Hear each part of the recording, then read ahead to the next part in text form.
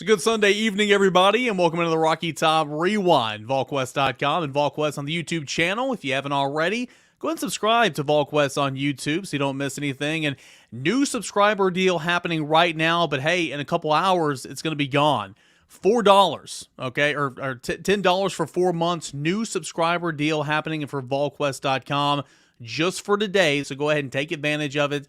Sign up today. Go to Volquest.com and join our family. I'm Eric Kane.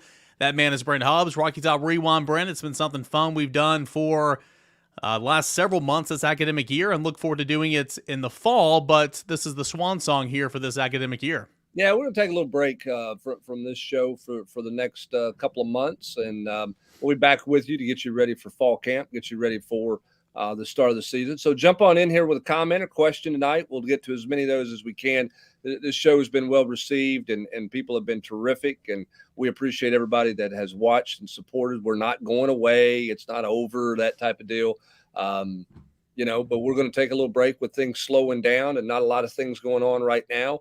Obviously, we're going to give you the latest in recruiting all the time. So we may not do a formal rewind on Sunday night, but you're not going to miss out on anything like that. We'll continue to recap weekends with message board posts, 2-minute drills, and all those things. So jump on in here with any comment that you have tonight. And don't forget, we will be back with this show. It's not going away.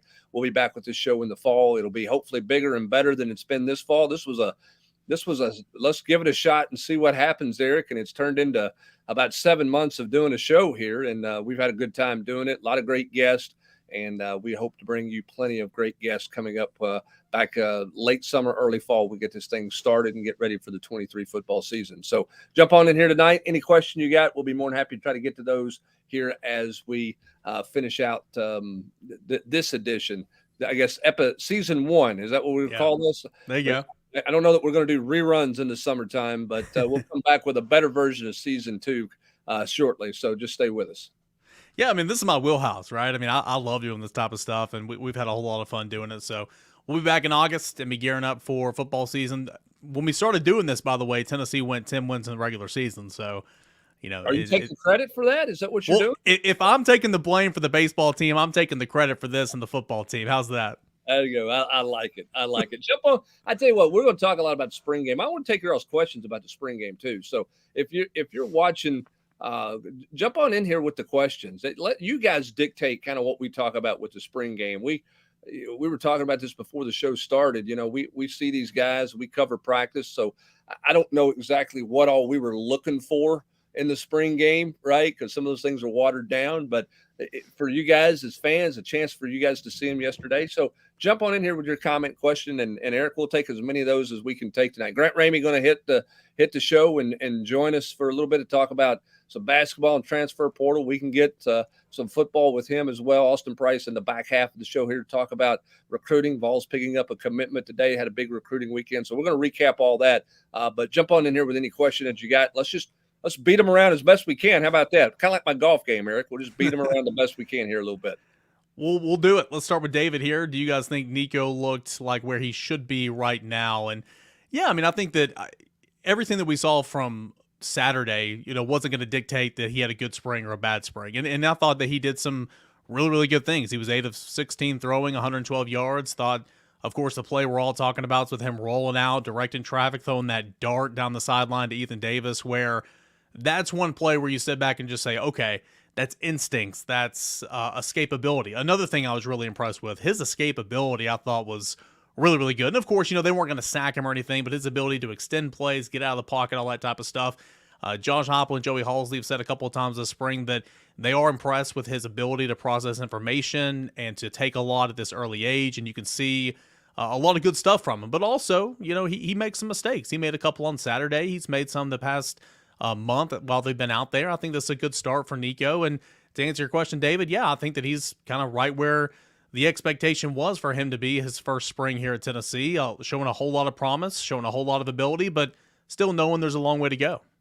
Yeah, I mean, I think the thing that impressed me the most about him that we don't get the chance to see in practice, okay? Because we see routes versus air. We see if he throws the ball high or if he's, inaccurate and some of those types of things that as he continues to clean up his footwork. The one thing you can't see in practice is whether or not what kind of feel for the game he has. And what I mean by feel is, does he feel pressure? Does he have a pocket presence about him? Is everything just tuck and run when the first bit of pressure comes? Does he keep his eyes downfield? I like what he did yesterday, Eric, because I thought he slid in the pocket pretty well. I didn't think he was just looking to run if the first read was not there, the first thing he thought was going to be not there. He just didn't tuck it and run. I thought he kept his eyes downfield. I think that you're right. He's got to clean some things up. It'll be a big off season for him to do that.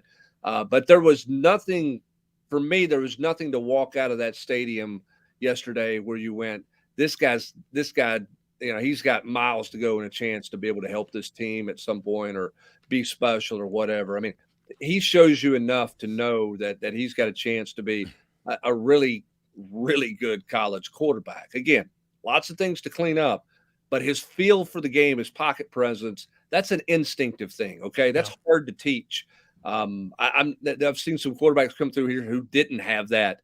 And it took him a while to try to get it to some degree. I thought he showed that well yesterday.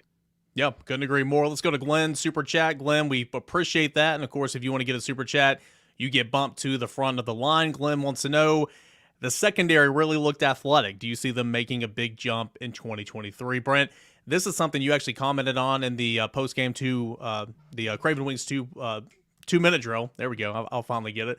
And something that they looked a little bit more athletic. They looked a little bit more quicker yesterday. Bottom line is, I mean, just look at where you were. I mean, you were second to last in the SEC. You almost gave up 200 yards to the air every single game. That's only second to Vanderbilt. There's really only way to go up if you're the secondary, where the overall defense took a big step, in my opinion, last year. And look at the stats. I actually wrote a column about it earlier in the offseason. The secondary was lagging. I think from that perspective, of course, the secondary will take a jump. Also, you return a lot of guys who played last year. They need to play better. You also add to that group Gabe Judy-Lawley. We saw him play a little yesterday, and Ricky Gibson, Jordan Matthews, John Slaughter, all those newcomers, those freshmen. And they add competition, and they add another element to where I think that Tennessee's kind of been lacking. And so I do think the secondary is going to take a step. I think Josh Heupel was really pleased with what he's seen from the secondary. Notes they have a long way to go, Brent, but also I do think that there's going to be a step from that secondary, and hopefully that will help the overall defense take another step in 2023.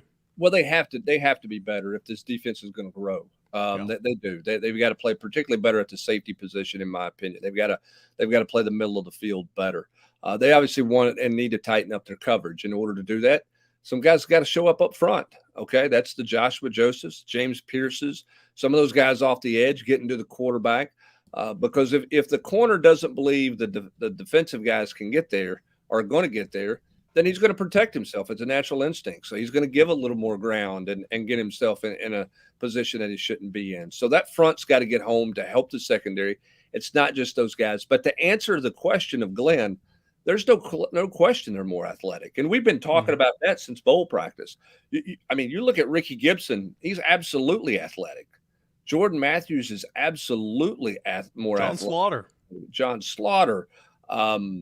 Danico, more comfortable, is more athletic, right? So I don't think there's any doubt that they are more athletic. I think the question is, what are the best five pieces? How do they mix them together? And then how much help do they get from the front so they can tighten up and play even tighter coverage and play better than they should? It'll be a disappointment if this secondary does not take a good-sized step from last year to this year, bringing back what they're bringing back, Eric, and bringing in the new people that they're bringing in. I think it'll be a real disappointment if they don't take a step. Yep, and we'll have to see exactly what that looks like in fall camp. Heupel yesterday said they have a long way to go to figure some things out, but he does feel good about where they are, and I feel better about where they were, after leaving last season for sure. Solid question. I can't find it, but we'll get to it in a moment about right tackles. But I do have one that's asking about the most impressive wide receiver here from Chris. Most impressive wide receiver that played yesterday. Again, you had Keaton, who was out, Brew McCoy, who was out, Squirrel White, who returned punts but didn't play, Dante Thornton, who was dressed but didn't play. And that's kind of what Josh Heupel was saying, that, hey, this wasn't like real football, in his post-game press conference, because you couldn't sack the quarterback. You didn't have all these weapons out there.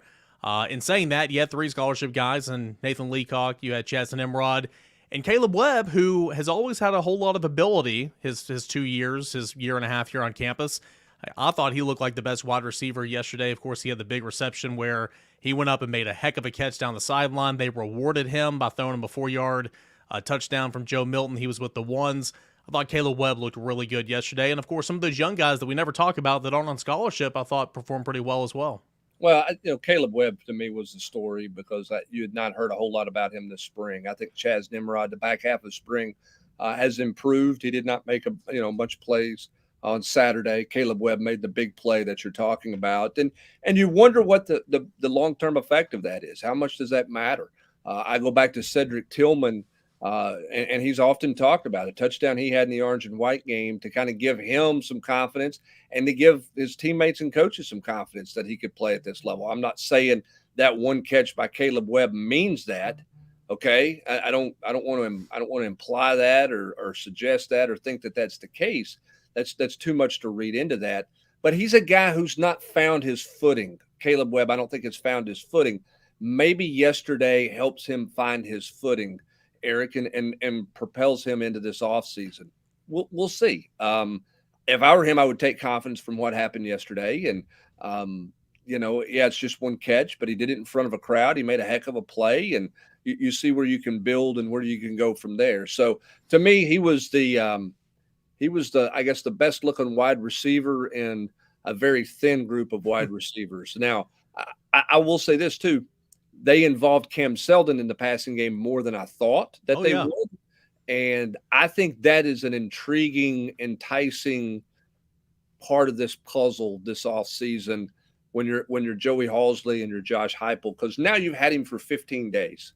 And so if you're Jerry Mack, if I'm Joey Halsley, I'm going to Jerry Mack and to Josh Heupel, and we're getting in a room and we're going, all right, guys, where is he as a running back? How well can he handle a workload of understanding the system and the offense, right? Where's he at? So I can start tinkering with maybe how we could use him in some different ways this fall. Can he handle some wide receiver stuff in this?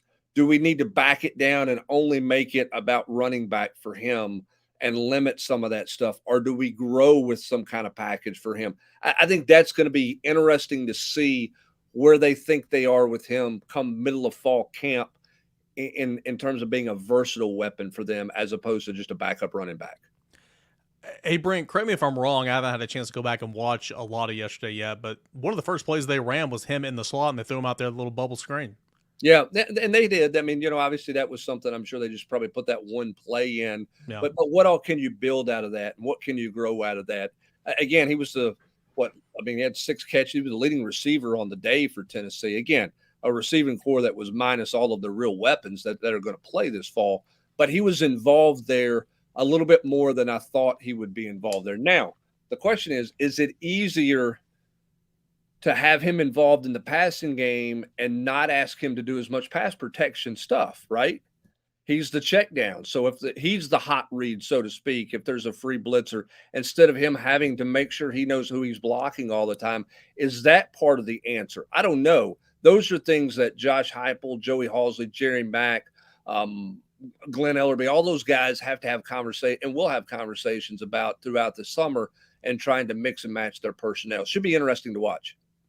We're going to keep rolling through these questions. So with this being the last one, no timeouts unless the questions get slow. We got Grant Ramey coming on. We're going to blow off the timeouts. This is like a Josh Heupel spring game. I love it. All right. Robert wants to know how the depth is at right tackle. And depth, Brent, I would say is pretty good because you essentially, at points in time. Who can play right tackle? I mean, who's realistically going over there? Yeah, which one's going to step up and play? So you got to find a starter, no doubt. And you got to find a guy. But in terms of experienced guys who have played this game, who have played in this system, you have that. So you're not starting from ground zero, I would say. So are you done over there? Absolutely not. You still got to find a guy. And you would prefer not to split that position like they did last year with left tackle, right? With Crawford and Mincy. You want one guy to run with it. And so that's the challenge. But if there is an injury or you need to split time there, you got Gerald Mincy that played over 500 snaps last year. J.J. Crawford, who played over 400 snaps. Dane Davis, who has played an awful lot. Now, what's behind those guys for the future? That's a question you need to recruit and develop, no doubt about it. You need to find a starter, but in terms of quality depth, I would say you feel good about your options. You just got to find the guy. Yeah, I mean, if John Campbell is your left tackle, and I think that's what we're assuming, and you're assuming Yeah. in this narrative here of laying out what it looks like, then you've got that there. Then you've got three guys that you're trying to find a right tackle out of, and obviously out of those three guys, one of them is going to be the backup left tackle as well. And the question is going to be who is that right tackle? And for me, it's all about who embraces it. You know, who runs with it this summer. I mean, it's I mean, if you're going to fight that, right? If you're a guy who's fighting that, then I think that's a silly notion. By the way, I need to turn my email notification off. I'm sorry for that game there. I think you're making a mistake if you're like, well, I'm a left tackle only. I mean, get on the field, go play. There's a job available for you, and it doesn't feel like John Campbell's going to go to right tackle, right? It feels like he's locked in at left. That's where he's worked all year or all spring. So which one of those guys runs with it, right? I mean, how much can Dane Davis grow, or is he kind of what you think he is, and that's what he is? And then where is Gerald Mincey attacking it? Where is J.J. Crawford in attacking that right tackle position? I don't think Larry Johnson's going to be a factor there at this point. I think he's got to lose weight and got a long ways to go to be a factor at right tackle right now. So it feels like it's those three. Dane Davis is the one with the upper hand because he's got the knowledge and the experience of playing there. But those other two guys have played a lot of football on the left side against a lot of high-quality competition. Embrace the move. One of them go win the right job. They played 4 tackles at the first 2 groups yesterday, and those guys were flip-flopping for the most part. John Campbell I saw stay on the left side the entire time. And I might be wrong, but I'm pretty sure I saw Gerald Mincey stay on the right side the entire time. But Dane Davis and J.J. Crawford, they were flipping back and forth the entire time. So that is good to see. Chris says it feels like the two most athletic guys are Campbell and Mincey. If you could get Mincey comfortable at right and get him completely bought in at right, I think if you're talking about being your most athletic line, I would think right now that feels like John Campbell left, Gerald Mincey right tackle. That's what it feels like to me, but we'll see what that looks like come August. Yeah, I mean that was where you were going into last year too. It was, well, we know what looks the best on paper, right? Mm-hmm. It's can you get there, and that might be kind of where you are right now with Gerald Mincey as well. We go, Chris. Thank you for the super chat, thanking us for answering your question. Appreciate that. Let's go to Sammy. Sammy says he has a recruiting question. We're going to pull that back out for Austin Price here coming up in a moment. But also, do you think Addison Nichols will start at guard? Addison Nichols got a whole lot of reps at center this spring, especially when Cooper Mays was sidelined. I think it was let's prove that I can be the backup center. That is number one priority. And for all intents and purposes, I think that he accomplished that. Now, his natural position so far at Tennessee has been guard. And I think he's gotten a little bit of reps at guard. But yesterday in the orange and white game, he got a whole lot of run at guard. Cooper Mays, went out, he slid down, went to center, and they brought in another guard. But he looked good at guard, and he is 100% going to be in that competition, along with Ollie Lane, who did not play yesterday, along with Jackson Lampley, along with Andre Keurig. But that's going to be, right now, Brent, probably a 4-man race to see who can be that starting left guard. Yeah, and I think Addison Nichols, I think the center stuff for Addison Nichols was a huge win for him this spring. But because, Eric, that if you can, it's kind of like if you can play the slot receiver in this offense, you can play anywhere at the receiver position, right? Yep. Because it's the most complex. I think for the offensive line, because of all the center has to do in terms of getting them lined up, play at the pace and everything that you have to do, everybody's looking to you as the center. It should make him a better guard because he's got a better understanding of what everybody's going and doing. So instead of being in a funnel at the guard spot, it's all about guard. He's got a much broader picture being a center because of all he's asked to do at the center position with protections, with getting everybody lined up, finding the football, playing fast, all those things. That should translate to help him in that guard competition. And I'm with you. I think that is the guard competition this fall, and we'll see how it shakes out. I don't think Javonte Spraggan should sit around and eat Twinkies and enjoy life and do nothing, but he's got the experience. I think we feel like he's going to be the starter at guard, and the battle's over on that left side. And I think it'll be a 4-man battle. And I think Addison Nichols is firmly going to be in the middle of that mix because I think he took a nice step this spring. I think Addison Nichols had a really good spring. I would echo that, and kind of like if you plug him in at center, that you feel really, really good about playing other places. Just like plugging a guy in at slot receiver, he can play the outside. Hey, where's Dante Thornton practicing right now? Slot. Yeah, And learn. again, that's his natural position, and I think he can play that position. But also, four best wide receivers, two of those are slots, and so one of those guys can bump out, and it's not going to be Squirrel White. So, looking forward to seeing that dynamic. Glenn says or asks, "Were you shocked by the attendance?" Now, Tennessee announced it was 58,400 and something. It was the sixth largest attendance for a spring game in UT history. That is awesome. From where they closed down the section of the north end zone because of construction, South boy, End. that place looked packed. It South looked End. really, really good. Mhm. I was surprised at the environment for the spring game yesterday because, again, it's just a spring game and it lasted an hour and a half. But you're coming off a team with a lot of momentum, a season of 11 wins, an Orange Bowl victory. I was still surprised it was that packed and there was that many people there. Yeah, I was too. And I didn't think the $5 admission was going to scare people off. I didn't know how many would come because there's no autograph opportunities anymore with current players. And that when I was a AP kid, was given some, but that's about it. when I was a kid, that was all spring games were about. We're going to get autographs. That was the big draw and the big attention. But um, as Josh Heupel said, you're celebrating some guys yesterday. You're celebrating that team you hadn't had a real chance to be in front of. Um, there's a ton of momentum coming off of what had happened last year. And listen, there's enough people follow recruiting out there. We know this, that there's a lot of intrigue. When you bring in, the number one ranked overall player, according to On3, and a quarterback in Nico and Arian Carter, Cam Seldon, and a lot of names that people had talked about and had been written about, not just in the recruiting world, but people were writing about them during bowl practice because they were in practice, that fans want to see what those guys look like. And, it's a testament to the Tennessee fan base, how hungry they are for success, how much they are appreciating what Josh Heupel is doing for this program right now. And it was a terrific day. Yes, the south end zone was closed off because of renovations there, but both sides were packed, and the north end zone was really good. I mean, it was a great show for recruits yesterday. It was a nice environment for a bunch of former players that came back. The weather was perfect. It was set up very well for Tennessee yesterday, and the Tennessee fans shouldn't be a surprise to me, delivered because of how loyal they are to this program and how loyal they are to Tennessee football. Fun day yesterday. Continue to get your questions in. We will answer them to the best of our abilities. Real quick, what all former players did you have a chance to talk to on the broadcast yesterday? I know there was probably about 15 or 20 that were there.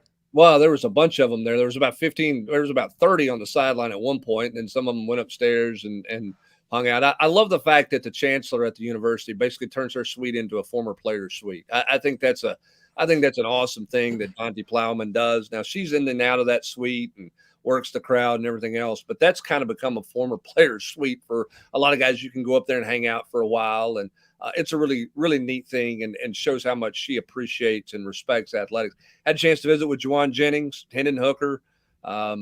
Great to see some of those guys. Had a chance. We didn't interview him on the air, didn't get a chance to, but I had a chance to catch up with AJ Johnson, Trey Smith, Alante Taylor, who was as proud as anybody I spoke with about where this Tennessee program is right now and the foundation he feels like he helped lay in year one with Josh Heupel. And he talked about how much joy he had in watching that Alabama game, to see a bunch of the guys he played with and lined up and went with every Saturday, to have that opportunity to win that game. He was really, really excited for those guys. But it was great to see him. Cam Sutton was there. A bunch of older players were there. Dan Williams was there. It was really cool to see a bunch of those guys who came back and was around. And Jakob Johnson, who's still hanging around in the National Football League, as maybe the league's only true fullback left. He's a true throwback. Who was not a fullback at Tennessee. Right. Hadn't seen him in a long time. Cade Mays was there. It was cool. That's one of my favorite things about the spring game, is when a bunch of those guys come back and you get a chance to talk to them. I probably missed more of the game live than I did watch it because I was sitting around catching up with some of those guys, which was really fun. Going to get a couple more here, then we will grab a break before we get to Grant Ramey to talk a little hoops and then get his thoughts on the orange and white game. Brent says, "Hate this is going away for right now. You guys are my favorite show." Brent, we will be back. And, of course, always stay tuned to Volquest.com for continual coverage there. But I appreciate that, Brent. Sam says, "Isn't Addison Nichols being groomed as the backup center and future replacement for Mays?" Backup center, yes. Future replacement for Mays? TBD. This is actually a good conversation. We don't have to get into too deep into it right now, but say Nichols wins that starting guard spot. Say he's your starting guard this season. Mays leaves. He's an option to slide down and play center, but also where's Vyson Lang right now? He's been getting some reps at center as well. Who else on this roster can snap the football? Is there somebody on this roster that can do that that's not being recruited right now? We just don't know right now. But that is something interesting. But I think all that has to do with Addison Nichols and kind of what he does this year. Well, and what does that look like in the fall season, right? I mean, Yeah. Somebody's going to get a bunch of reps as a 2 or a scout team guy and those types of things. How does somebody develop? We'll just have to wait and see what a Vyson Lang does from a development standpoint. And then you get into next year, and what's your best combination of 5, right? Is Addison Nichols just a really good guard that you feel like you can't move? Or is he one of your, to get your best 5 on the field, it involves him at center? That's all for another year. He is definitely being groomed as the backup center right now because he's the most physically ready. He's more physically ready to play than Vyson Lang is at this point. And they have groomed him this spring to try to be the backup center in case they have a need there. Now, I'm not saying put Cooper Mays in bubble wrap, but you certainly don't want Cooper Mays to get hurt because it changes that. It changes the whole dynamic of that offense if the starting center is not on the field. So we'll have to wait and see. That's kind of 2 separate questions. Backup for now, as you mentioned, we'll see if he's being groomed for the future. Depends on what some other development looks like there. I know we got to get a break. Let's go ahead and get David's other question in here about Ethan Davis, if we can. I was standing about 5 feet from that collision yesterday when Ethan Davis hit the ground. Landed on the shoulder on the ground. He landed with his shoulder that he had repaired, which was his right shoulder. That's what hit the ground first, and then the helmet went into the left side. Where he had the pain, and the trainers looked at him and immediately took him inside. The feeling and talking to people afterwards and talking to some people today, Eric, much more of a collarbone issue, not the same type of injury that he had in high school where he had his labrum repaired and had a pretty serious shoulder surgery or shoulder procedure with a lengthy rehab. Don't think that's going to be the case here. He's obviously going to miss some time, which is unfortunate for him because he needs the weight room. We'll see when he can get back there, but it doesn't look like it's anything that's going to be super long-term in terms of a rehab to get back or anything like that. And that's great news because, again, he looked good yesterday. He has been – people ask all the time, who's been your biggest surprise? Okay. For me personally, he's been the biggest surprise to me. That probably means my expectations weren't where they needed to be. I probably shortchanged him. He's bigger than I thought he would be. But he's a guy that's never blocked before. Played, but he's played more mature. He's obviously athletic. We see that in the way he catches the ball. The thing that's jumped out to me is how much bigger he's been. Now he's got to get stronger, but he's got more size about him. He's going to help this team this fall. I don't think he's going to be the inline guy that you block with, but it's a little bit like the Princeton Fant Jacob Warren when they have both of those on the field at the same time. Fant was kind of the blocking guy, and Jacob Warren was kind of the guy who bounced outside and blocked outside and was more in the passing route things with some of their sets. I can certainly see that out of Ethan Davis if he can stay healthy. I look at them, and it's hard for me not to say he's going to play tight end for this team this fall. If you asked me that the first of spring, I would have probably told you no. That's what I think of him after 15 days. Yep, he's looked good this spring. Hopefully he will get back into workouts and with the team sooner rather than later. Going to miss some time. It's unfortunate because you want to have productive off seasons. It felt like because of the injury he came in with, and now this, he might not be as far along as you want him to. But the fact that it's the collarbone and not a labrum, that is a great sign. Or the belief is, of course, that is a great sign for Ethan Davis and the University of Tennessee. Hey, we'll chat more of this orange and white game. We'll take more of your questions. We're going to chat a little bit with Grant Ramey when we come back. What's the latest and some official visitors Tennessee hosted via the transfer portal, Tennessee basketball, that and more of your question coming up next right here on the Rocky Top Rewind.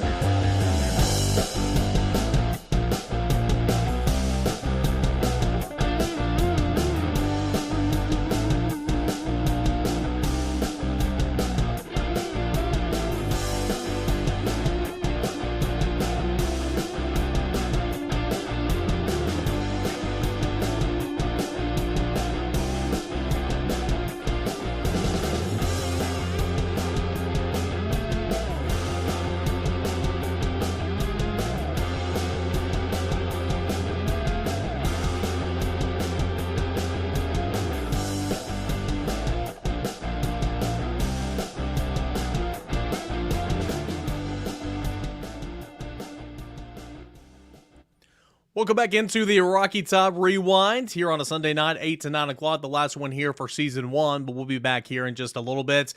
Don't forget a new subscriber deal happening right now. Go to Volquest.com. If you are not a subscriber, $10 for 4 months. That deal is going to end in literally just a few hours. When today is gone, that deal is gone. So take advantage of it right now.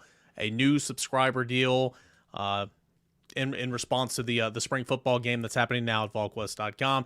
Brent Hubbs, I'm Eric Kane. Let's bring on Grant Ramey, who does a great job doing a little bit of everything for us at Volquest.com and keeping tabs on the basketball team. Go ahead and explain the hat for Brent Hubbs before we get down to the nitty gritty. Is that a tulip? Braves hat? Huh? No, it's the feather from the Hank Aaron Braves uniforms back in the day. They wore it on the sleeve. If you'll remember those uniforms. Okay, if you say so. Was there a thought? I promise. I thought you were going to tell me you had a flower making machine in the basement of your house there, and it was National Steel Day or National Potato Baking Day or Potato Day. I wore it one time, and somebody asked me if it was a Chevron hat. They thought I was repping a gas station. Apparently, so I get a lot of questions about it. Actually, it's a good hat. When you picked out that hat, did Brent come to mind though for real today? Of course, I bought 3 hats the other night. Don't tell my wife. With Brent in mind for future Rocky Top Rewind appearances. Oh, that's great. All right, tell us a little bit about transfer portal news activities for Tennessee basketball this past weekend. Yeah, busy weekend. Harvard forward Chris Ledlum was here, Northern Colorado guard, whatever, big guard as he described himself. Dalton Connect was here. Dalton left Sunday morning to go home. Chris Ledlum left Saturday evening to go straight to St. John's. He's visited Indiana. It's Indiana, Tennessee, at St. John's, but it's really probably just Tennessee and Indiana at this point. I don't think that St. John visit is going to matter much. He's a Staten Island, New York guy. He's a 6'6" forward, the kind of guy that Rick has had success with in the past. And Indiana staff felt good about it coming off their visit. I think Tennessee staff feels good about it coming off their visit. So it's going to be a matter of who's right and who's wrong. I think he is going to shut it down after this St. John's visit and make a decision from there. And with Dalton Connect, it's a guy that a lot of people want, a guy that averaged over 20 points a game, shot it really well, averaged 7 or so rebounds in Northern Colorado. He's got a pretty long list of schools after him: North Carolina, Oregon, Tennessee, Indiana as well. And Tennessee did a really good job to go from a Zoom on Tuesday thinking if we can get him on campus after this Zoom, we'll be in a pretty good place to, be a legitimate contender for him. And they turn around, they get him on campus 3 days later for the Orange and White game weekend. So to get those guys at Neyland Stadium, 60,000 in the stands for a practice, I think that got their attention. So it's just a matter of kind of, I don't know, will this New York flavor continue with the roster with Chris Ledlum and you got Zakai obviously, and you got Tobey with the Bronx and Queens and Staten Island and all that stuff, and then Ledlum, it's a little more spread out. Like he doesn't have an official visit scheduled right now for whatever's next. He doesn't really have a timeline. He said he's just kind of taking his time with it and enjoying it. He's been to Oregon, he's been to Tennessee, and for right now, that's about it. Interesting to see kind of what happens and what goes from there. All right, 2 things I've got, Grant. One, Santi was at the Orange and White game on Saturday. What does that mean? Secondly, what's next in the portal? I mean, you mentioned, I know things happen quickly. We go Zoom to official visit in basically 72 hours. Is there anybody else kind of on the horizon for Tennessee from a visit standpoint that they're getting deeper in the waters with? I'll start with Santi. I don't know what it means. I wish I would have saw him. I think they were leaving about the time I came down the elevator to go down for post game. And I was hoping to cross paths with them because I was going to tell them to do something, like quit holding me hostage. I'm tired of waiting. I'm tired of answering questions about you. I continue to think, I think I said this on the podcast last week, the longer this draws out, the more it feels like Tennessee's going to find a way to get something done and get him back here. I don't know why you would drag it out this long just to say, you know what, I'm going pro, I'm going to start my professional career, I'm going to, turn the page and move on or do whatever. It feels like the longer it goes, Tennessee will find a way to get him back. And it feels like still, to me, like we've said before, it feels like he's kind of the only legitimate, realistic possibility. I don't think Josiah will be back. It doesn't feel like Julian Phillips will be back. So it feels like Santi is really the one guy they're waiting on. And portal-wise, outside of Chris Ledlum and Dalton Connect, it's not a new name, but Jordan Gainey, the USC upstate guard, the son of Tennessee associate head coach Justin Gainey, I think he's a guy that the obvious connection is there. He's a guy that shoots it really well, shot almost 50% from the three-point line as a freshman. at USC Upstate. Those numbers went down a little bit his sophomore year. Tennessee played USC Upstate when Jordan was a freshman at Thompson Bowling. So that's a kind of obvious one. If he's moving on, then Tennessee would be a place that a lot of people would point him towards. But we'll see what happens there. He's a shooter. He's a guy that I think Tennessee's coaching staff thinks they can help him a ton, or they could help him. He could help them because he would play a much different role than what he does at USC Upstate. He would not be the object of other teams' scouting reports. He would have more opportunity, and you're obviously looking for those shooters. Hey, what did that tweet mean from Josiah this week? Oh gosh, I don't know. It's vague tweet season too. It's I don't know. It's throw stuff out there. Why didn't I see an Right. article breaking that down? It's throw stuff out there and You see write what an article happens. on I don't know. everything. Why didn't we get one on that? Here's what I know about Josiah. I think he's in Miami training, so read into that whatever that means. I don't know. But it does still feel see him like at the game. I did not see him at the orange and white game. I saw a lot of players. he did an Ask Me Anything on Instagram maybe 4 or 5 days ago, and somebody asked him if he's going to run it back at Tennessee, and he just replied with a shrugging emoji or something, shrugging GIF. I don't know. So whatever that means. Hey, Grant, what did you up there in the press box with me watching the orange and white game, the glorified practice? What were your big takeaways? What did you walk away Neyland Stadium with yesterday, kind of thinking about the Tennessee football team? The crowd was pretty amazing to me. What was it, 58,000, something like that, sixth largest. I mean, and they didn't really even, promote it a ton. It was just a spring game. It was going to happen Saturday at 2:30. It's not like they went out of their way to try to fill the stadium, and to see that crowd show up. Obviously, the south end zone being closed, and that kind of compresses it a little bit. But my kids were there. I went down to see my kids right before kickoff, and just trying to get through the crowds just to get out to find a seat was crazy. Just trying to get through the concourses and up the steps and all that stuff. So I think it tells you if you win football games, people will show up. If you play an exciting brand of football, even more so, people will show up. On the field, Cam Selden, obviously, that touchdown run was impressive. I agree with what you guys were talking about before the break on Ethan Davis, how impressive he's been. That throw Nico had rolling out to hit Ethan Davis on the run, kind of putting it in a bucket right there where only Ethan could get it between two defenders. That was a very impressive, mature, kind of beyond your years throw. And the funny thing is, it's a Tennessee spring game where it feels like they score 60 points when they get out of bed in the middle of the night to go to the bathroom, and they ended at 17-14. So I guess the running clock is the only thing that really. It was a condensed game, yeah. Yeah, it'd be like a Cam Selden touchdown with 2.5 minutes left. All right, let's start the second quarter. Hey, they still ran 99 plays, so like they were getting some work done. That's true. I mean, it's just and it feels like with Heupel and having the number of former players there, it just feels like he hits a lot of the right buttons, and it's just and you can't really overstate that. That's important to connect past generations the way he has the last couple of years. It just seems like he hits all the right buttons, and knock on wood for him, that continues, because what he's done is impressive, and getting 58,000 for a spring game where you really don't have a ton of players even available is very impressive. Real quick, Brent, sorry, let me jump in front of you. I want to put you on the spot. Brent did this to me in the Craven Wings 2-minute drill. What does Tennessee handle need it better than Eric did? That's biggest priority for Tennessee football now with spring practice over? Go. Oh my gosh. Finding a way to make Joe Milton as much like Hendon Hooker as you possibly can.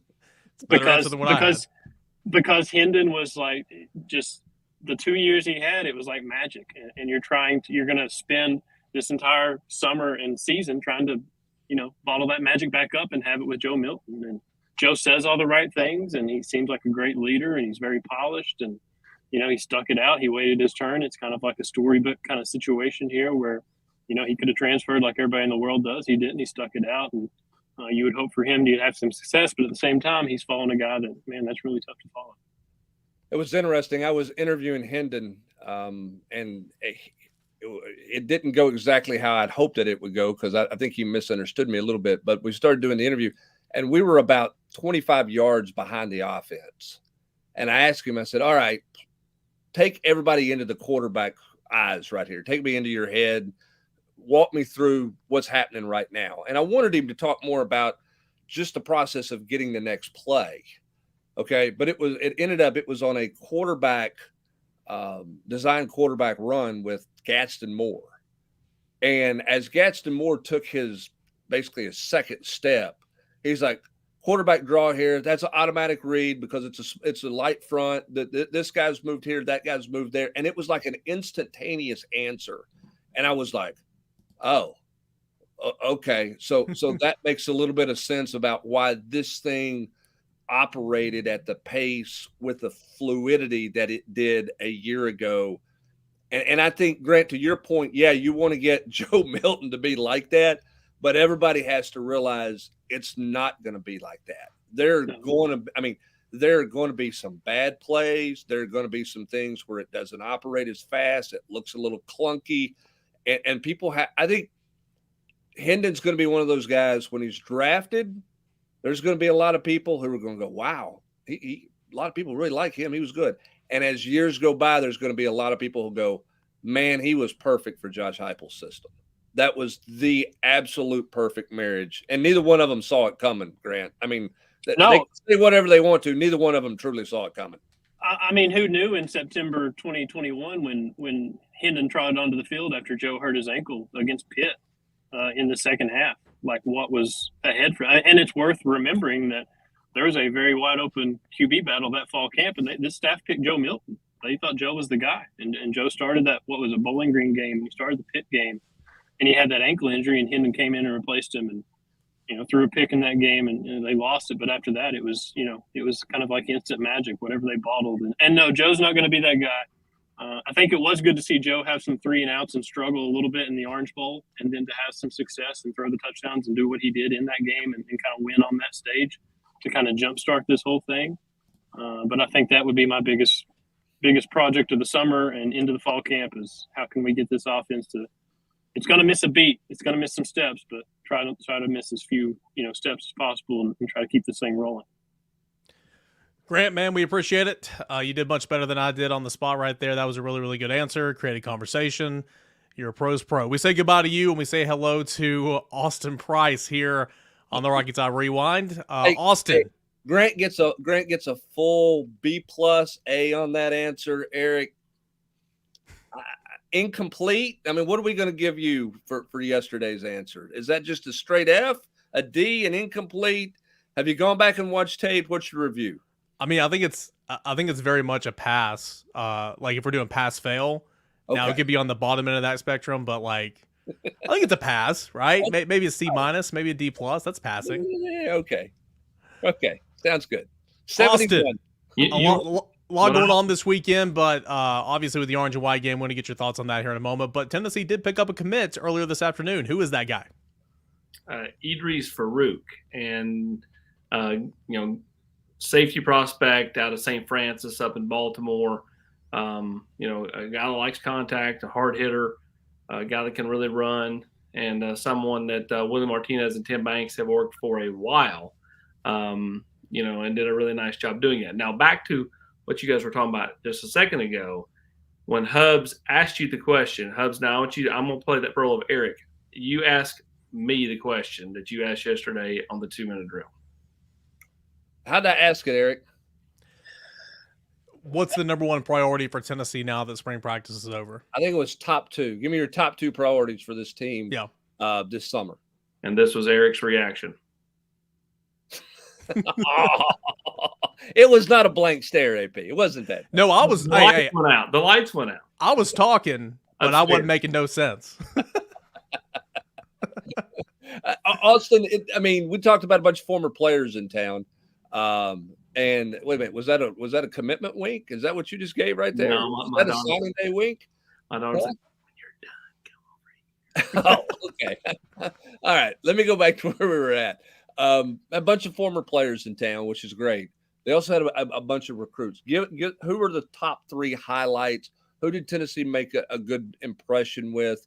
Who were the most important guys that were here yesterday for Tennessee? Well, Kamarion Franklin, to me, is the bell cow of all the visitors yesterday. Big defensive lineman from North Mississippi. Tennessee's in that one deep. Auburn, Texas A&M, Miami, and then just your host of other big-time bell cows. But, really, really good-looking prospect. Someone Rodney Gardner has coveted and recruited hard for well over a year. going to be back June 16th for an official visit. Feels like Tennessee's got a lot of momentum with him right now. I mean, the in-state schools are in it, but I think he prefers to get outside the state of Mississippi at this point. And, I know the recruiting prediction machine has Tennessee favored. I think that's pretty accurate at this point.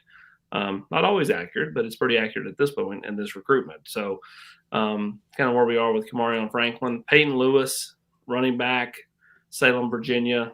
Thought Tennessee did a really nice job with him. He was very complimentary, is a understatement. If you go and watch the video on our YouTube channel where we had a chance to catch up with him yesterday, and I'll go to Edwin Spillman with being number 3. The more you can get him on campus, the further you can get that one down the road to closing that one out. He's going to take officials to Ohio State and Georgia and some schools in the month of June, but I still have a hard time seeing him not ending up at Tennessee long term. And then Tennessee did have one official visitor, Emmanuel Okoye, from NFL Academy. I didn't even know there was such a thing. Did you? Over in London, England, and originally from Nigeria. So I'm interested to see what he says coming out of his official visit. Didn't Jakob Johnson play in that deal? I don't know. It was called NFL Academy. I don't know what that was called when he played it. I know Constantine Richmond didn't because he came over here and played as an exchange student. But I think Jakob played in some kind of similar. I think it was something similar.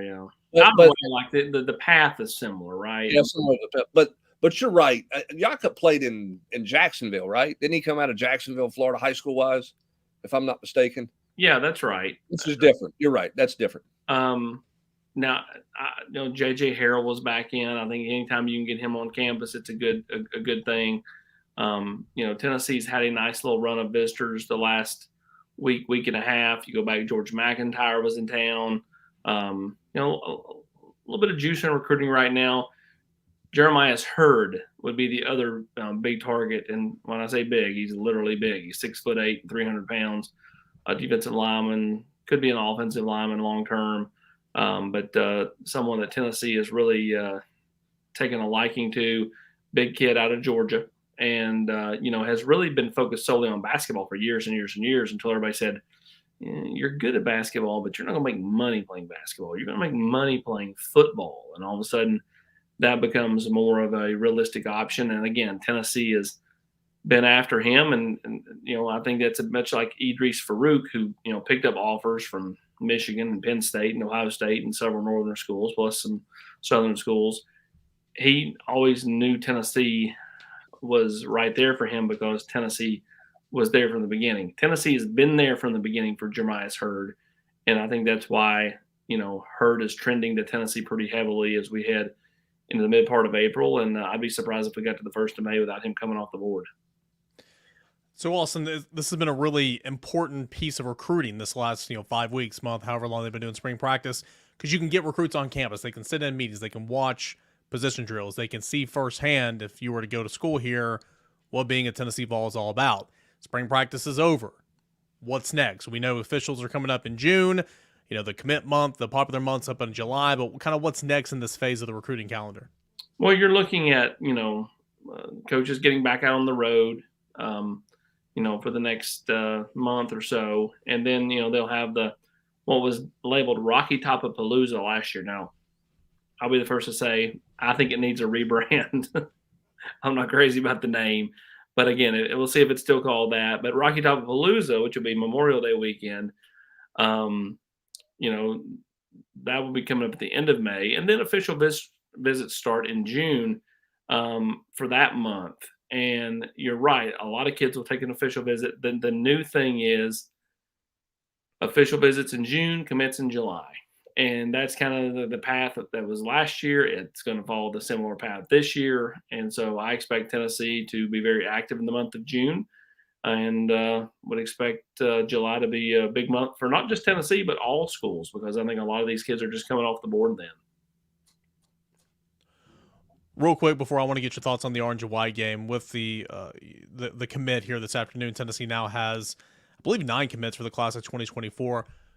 Where do you like this class in terms of like progress reports? How do you like this class? Where does it need to do some work? Obviously, you just have 9 commits. You got a long way to go, but the foundation of this class, what do you like about it?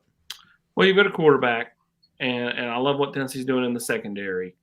I think they have to continue to hit the offensive line hard. They've added 2 the last couple of weeks, and Ginther and Jesse Perry. But I think Tennessee needs to add at least 2 more, if not 3. Tennessee will continue to work the secondary. I think they've got to work wide receiver. I think that's very, very important with the Wingos and Matthews and Amari Jeffersons of the world. So you just kind of look at where they're at right now. Doing really solid is how I would portray this class. I know it's ranked top 10 by On3. But I think to take it over the top long term, you've got to land your fair share of battles for Mike Matthews, Wingo, Williams, and I'm not going to pronounce. I got to figure that one out. The number two player in the country. Jaden Riddell. It's interesting that Missouri has become all of a sudden this like place for really good players and place for Tennessee to go recruit. Williams, right outside Kansas City. Jaden Riddell, right outside of Kansas City. Last class, Davion Bradley, Kansas City. Ron Wingo, St. Louis. So, I mean. Wouldn't you expect that, though? Sorry to cut you off. Wouldn't you expect that, though, with the time Heupel and Ellerby spent there? Yeah, but I'm talking about just the top-end talent that's there. Okay, gotcha. I mean, you're right. You have some ties there. But, like, my point is more that there's, like, high-end talent there. And I'm not saying that there's not always been a few guys, but it just seems like some creme de la creme top players. You think about Jaden Riddell, number 1 tight end by On3 in the country. Williams, number 2 player in the country. You start looking at it, and it's pretty drastic. Hey, real quick, they're asking about Daniel Calhoun. I mean, Tennessee's in it. I still have a tough time seeing him not go to Georgia or Alabama long term. But I definitely think Tennessee is a factor. And again, I think it depends on the longer this thing goes. Maybe I think Tennessee's chances probably increase. Orange and white game. You had a field level view yesterday. Kind of what were some of your bigger takeaways? Who stood out for you in the orange and white game? Oh man,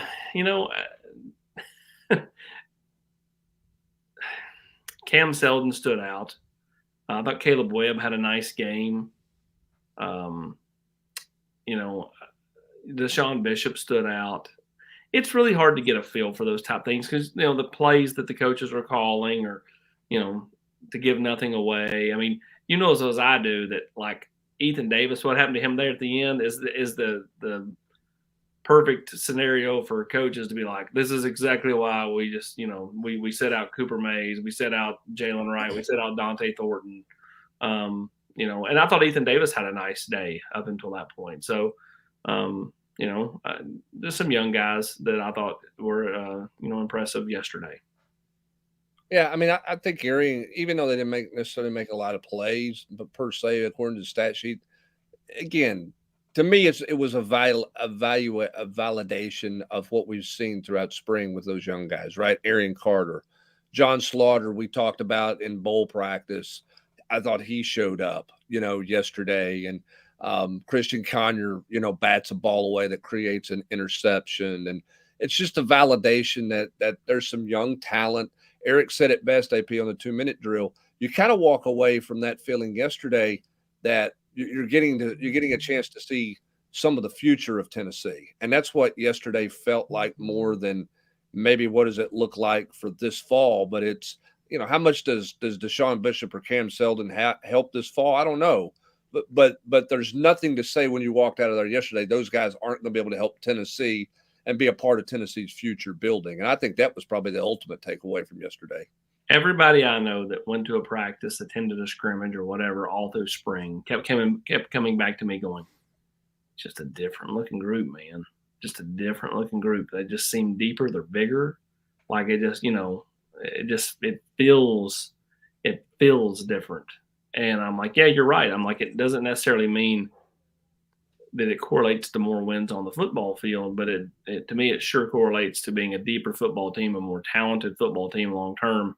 And, you take some of these players that were freshmen a year ago, the James Pierce, Tyree West, those guys, we've said all spring, hey, for Tennessee to take the next step, those guys have to ascend. Then you need just a few of those freshmen to kind of play the role that West and those guys played a year ago. And all of a sudden you're building and you're stacking and you're getting more competitive depth and just more depth in general. And so, this team just looks drastically different to me. And I really want to give credit to Kurt Schmidt, the strength and conditioning coach. I think every strength and conditioning coach the last 15 years has been talked about, written about. He kind of lives in this Bermuda Triangle where no one really talks a whole lot about him, man. And you look at some of the body transformations that this team has had, and it's really, really impressive. Yeah, it is. And the thing that I'll say about him too is I think because he and Josh Heupel have been around a lot, Austin, he has a huge voice within the program on how to manage things. And I think Josh Heupel largely listens when Kurt Schmidt says, hey, we're best served if this guy gets a couple of days off here, or these guys are running too much, or this and that is happening, or hey, we need to go more. We need to do more of this to be in better shape. I think he has that kind of voice within the program, and that continuity is paying off for Tennessee. Yeah, I agree. And the funny thing is, I think if the last 15 years, most fans knew who the strength coach is or was. I think if you brought him out in the lineup, most Tennessee fans wouldn't be able to tell you, even the diehards, the guys on Volquest. Those are the diehard fans that know people's faces. I don't think that they would know who he is. Oh, I don't know. I don't know that all of us in the media would recognize him if he walked out there. There you go. All right, closing remarks. Tennessee leaving spring football practice, heading into the next phase of the offseason. Again, we don't get to see everything, but from your vantage point, do you think that Tennessee took a step that it needed, or at least got a few of the questions maybe answered that they had going into spring, now leaving spring? Brent, do you think Tennessee has a better idea of its football team? I think they have a better idea of that proverbial who's above the line and who's below the line, who they feel like is going to be able to contribute and help in some way, whether that's special teams, whether that's depth, whether that's push for real playing time. I think they have a better idea of that. But I also think that they probably know leaving spring practice how much work that there's still to be done. They didn't expect answers to some of these questions, and they didn't get them. Right? You didn't expect the answer at right tackle. You didn't expect the answer at guard and in the secondary and some of those things. So no surprises there. I do think, though, that you walk away from this, Austin, if you're Josh Heupel and this coaching staff, going, this guy's closer to being ready to help us than we thought, or this guy can definitely help us. I mentioned Ethan Davis. I'm not sure anybody thought Ethan Davis was how much he would be ready to help this fall. I think leaving spring, if he can get healthy, you feel like he can help this fall, which I don't know that anybody said that for sure heading into spring practice. Yeah, I agree. Dante Thornton, he got back out there the last 5 or 6 practices before the orange and white game.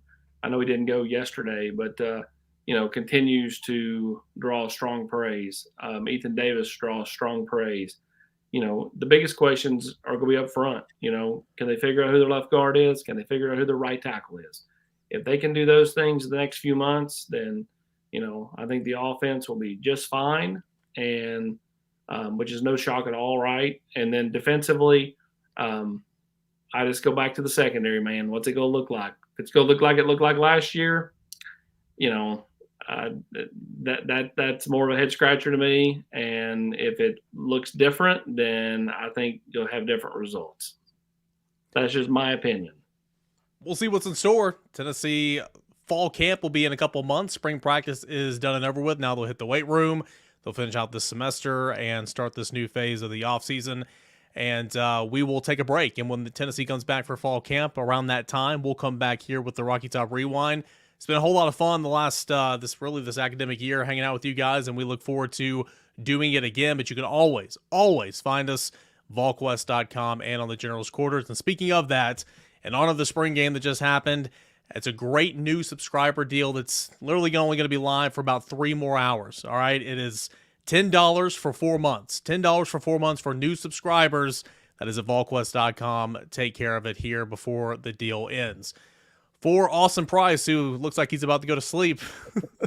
Hey, what is Wayne Starnes going to do? That's my question. What are you going to do, Wayne, when you don't have Eric and Brent and Austin talking to you every Sunday night for the next few months.